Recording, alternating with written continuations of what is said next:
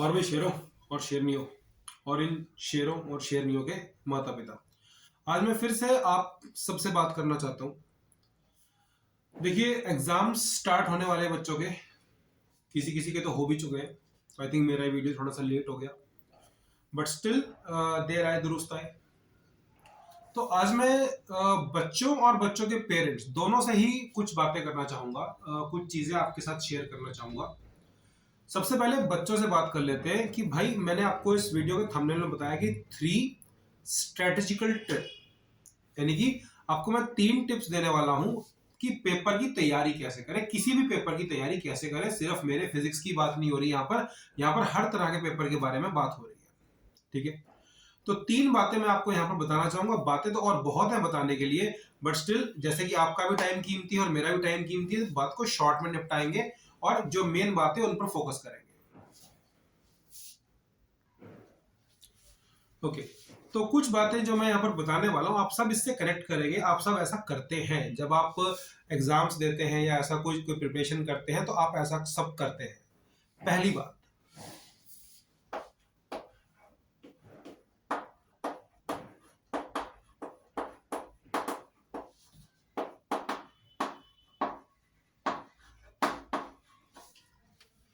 Perfection is a myth.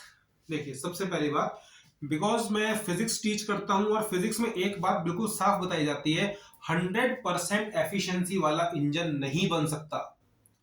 ऐसा कोई engine इस दुनिया में नहीं है जो कि 100% एफिशिएंसी आपको डिलीवर कर दे।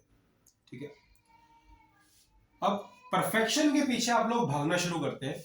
इसका मैं एक सिंपल सा एग्जांपल देता हूं। ये टॉपर्स और जो आपके थोड़े स्लो लर्नर्स होते हैं, दोनों के साथ एप्लीकेबल है। ये काम टॉपर्स भी करते हैं और ये काम स्लो लर्नर्स भी करते हैं। स्कूल में टेस्ट है या कोचिंग पे टेस्ट है, आप टेस्ट को स्किप कर देते हैं। क्यों? सर, तैयारी नहीं थी।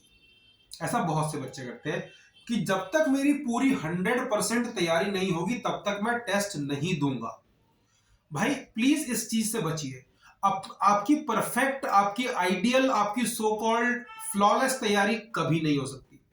आप कितना मर्जी पढ़ाओ, टीचर एक क्वेश्चन ऐसा जरूर डाल देगा जो कि आपसे सॉल्व नहीं हो सकता। तो प्लीज परफेक्शन के पीछे भागना छोड़िए। हर चीज को बिल्कुल परफेक्टली करने की जो आपकी नेचर है ना, इसको छोड़ दो। इस चक्कर में आप कुछ नहीं कर पाते। आप सोचते हो कि मैं जो कर रहा हूं उसे परफेक्टली कर दूं, उसमें इतना इंडल्ज हो जाते हो, इतना ओवर टाइम दे देते हो उस चीज को कि बाकी चीजों के लिए टाइम ही नहीं बचता, और फिर आप कहते हो कि मेरे से तैयारी नहीं हो पाई। तो ये perfection is a myth. Her topic को थोड़ा थोड़ा पढ़ो, फॉर्मूलाज पढ़ो, हर चीज को परफेक्टली क्रैम करके जाने की कोशिश मत करो पेपर में। तो आई थिंक सबको ये बात समझ में आ गई होगी कि परफेक्शन इज अ मिथ। ऐसी किसी चीज के पीछे मत भागिए। फिजिक्स में परफेक्शन की कोई जगह नहीं होती। दूसरे बारे में बात कर लेते हैं।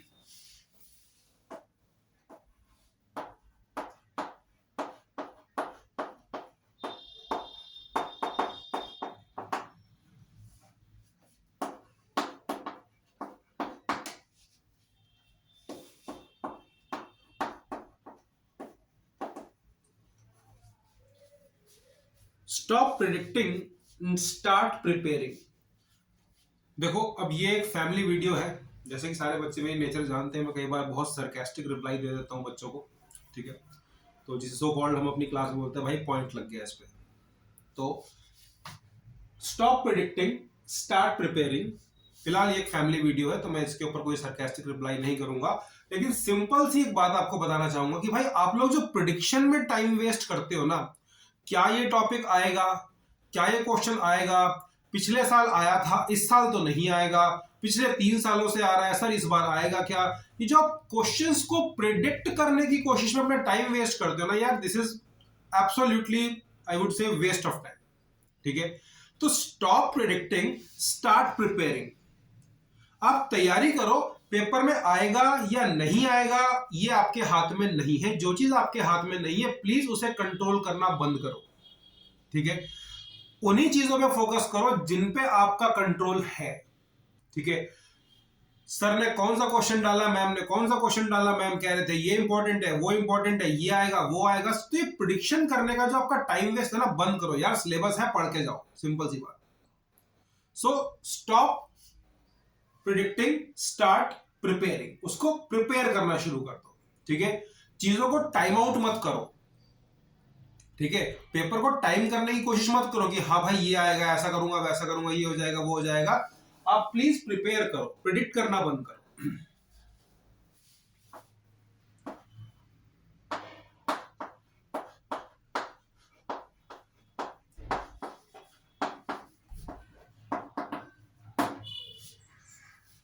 Stop group studies. देखो, group study is an absolute waste of time. आप इस चीज को भले ही सबके सामने ना माने, बट स्टिल अपने अंदर आप झांक के देखिए, आप जो अपने दोस्तों के साथ बैठे होते तो क्या क्वालिटी चीज पढ़ पाते हैं? आप 2 घंटा बैठने के बाद उठते यही सोच के कि यार कुछ हुआ तो है नहीं, बातें ही मारी है सिर्फ। ठीक है, 2 घंटा 2.5 घंटा पढ़ने के बाद, बैठने के बाद भी जो है ना, आप इस डिससेटिस्फैक्शन से उठते हैं कि यार 4 तो क्वेश्चन हुए सिर्फ।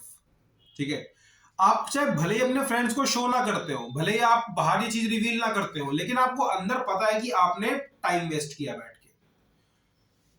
भाई तेरा कितना हो गया, ये टॉपिक तूने कर लिया, मुझे करा दे, ये ऐसा कर दे, वैसा कर दे, इसमें बहुत टाइम वेस्ट होता है। तो प्लीज अपने आप को जो है ना, अपना टाइम बचाइए। और please, self study is much more important than group study. ठीक है, ग्रुप स्टडी में भाई बहुत टाइम वेस्ट होता है, ये आपकी एनर्जी ड्रेन आउट कर देता है। जहां आपने 1 घंटे में बैठ के 10 क्वेश्चन कर देने होते हैं ना, वहां आप सिर्फ 4 ही कर पाते हो, जिससे कि आप मल्टीपल टाइप्स ऑफ क्वेश्चन को कवर नहीं कर पाते हो।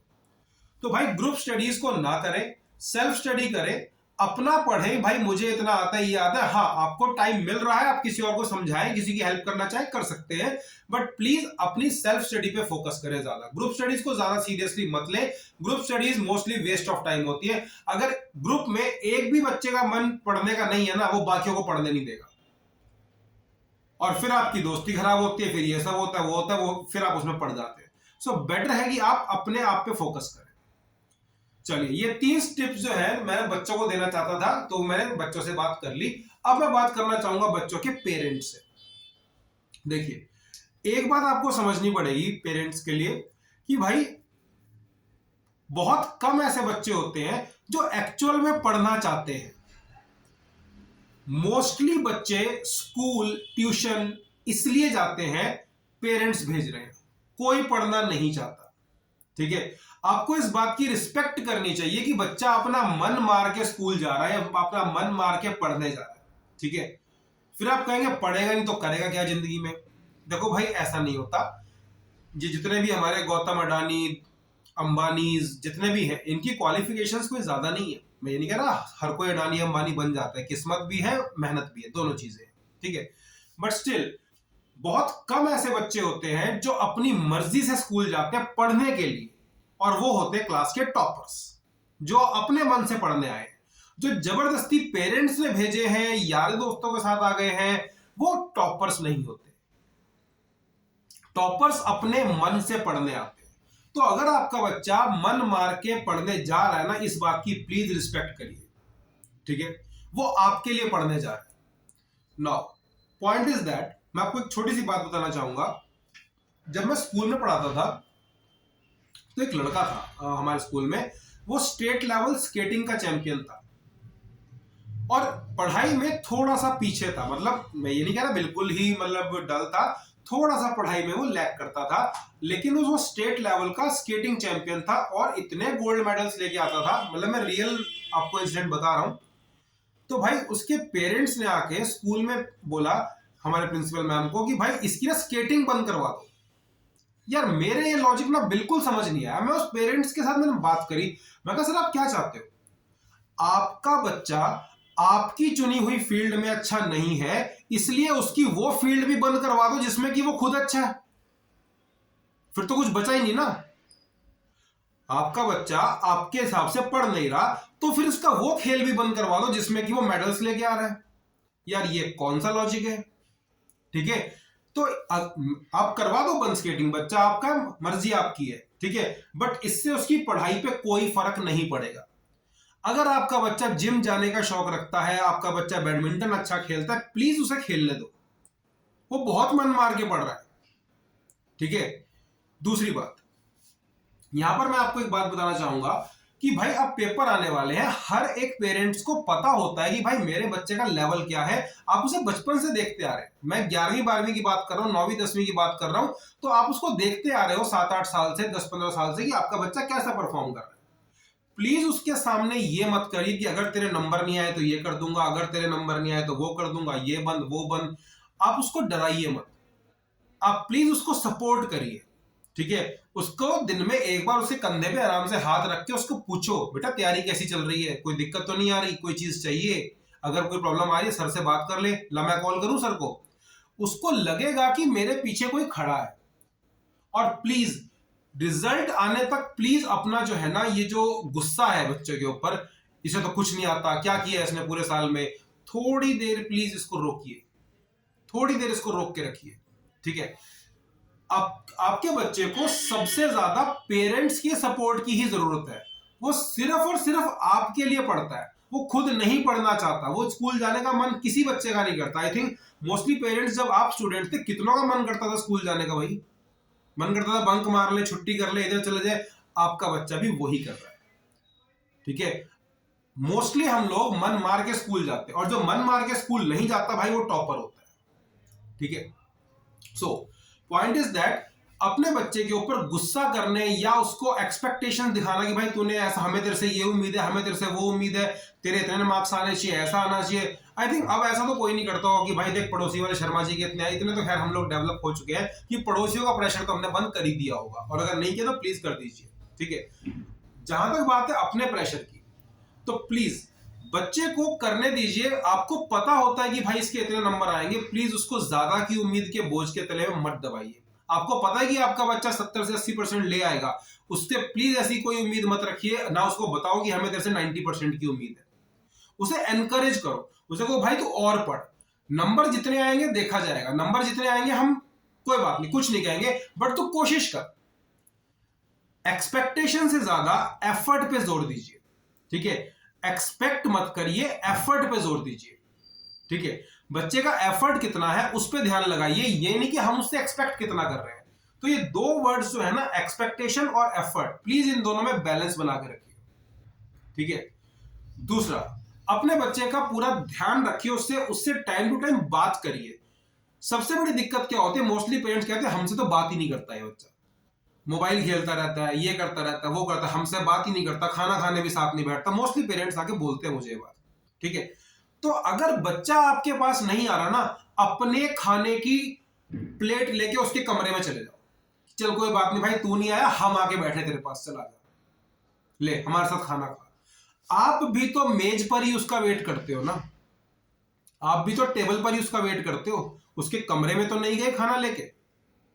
तो प्लीज अगर आपका बच्चा आपसे डर रहा है, बात नहीं कर रहा है, तो एक काम करिए, आप जाइए बच्चे के पास और आप जाके उससे बात करिए कि बेटा सब ठीक ठाक चल रहा है, गुड़िया सब ठीक ठाक चल रहा है, ठीक है। तो अगर हो सकता है आपको पहली बार में कुछ ना बताए, बट धीरे धीरे उसको ये फीलिंग आनी शुरू हो जाएगी, हाँ यार मेरे मम्मी पापा जो है ना मुझे सपोर्ट करते हैं, कोई भी बात जो हो ना मैं पहले इनको बताता हूं। धीरे धीरे उसके फ्रेंड्स में आना शुरू करिए, ताकि वो आपसे बातें शेयर करना शुरू करें अपनी, ठीक है। तो all the best to all of you.